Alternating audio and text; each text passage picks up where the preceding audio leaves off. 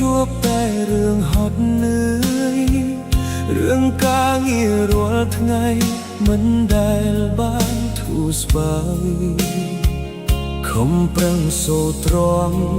ព្រោះគិតថាមានអូនក្បែរត្រើយតែចុងក្រោយឡើយអូនក្បត់ចិត្តបងទៅមានថ្មីស្នេហាពុតបុតលាក់បាំងរឿងរ៉ាវក្រត់ញ៉ាំបងខំលះបង់តែអូនសាងផ្ទៃខកបំណងឃើញអូនបន្តើគេដើរកាត់មុខបងទាំងយប់អាធ្រាបេះដូងបងរហ័យធ្លាក់ខ្លួនមកអង្គុយម្នាក់ឯងទឹកភ្នែកស្រក់ចូលទៅក្នុងកែវស្រាចិត្តវិញខំលេបមិនស្មើការឈឺចាប់ខ្លាំងក្លា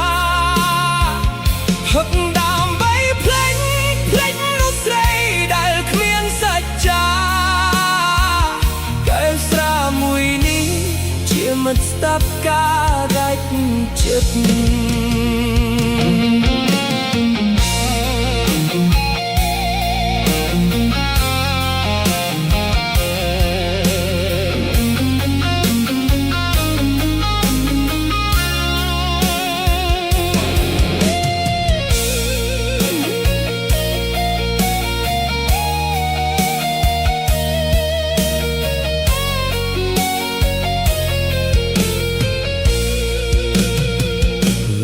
ឈប់យំហើយចិត្តអើយកុំទៅនឹកគេនោះដែលលែងស្រឡាញ់ទូលអង្វរក៏គ្មានន័យទ្វេលើកកែវចុងក្រោយជូនពរអូននឹងអ្នកថ្មី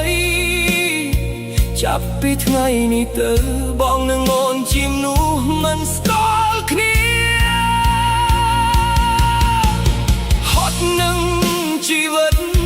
ហត់នឹងស្នេហាលាក់ពុត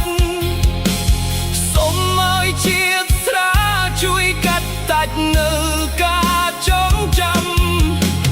ទឹកភ្នែកហូរមកលៀងរបូរដែលអូនបានសាកលប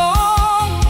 ស្អែកក្រៅឈរឡើងបាត់ព្រាបយន្តស្នេហាខូចចិត្ត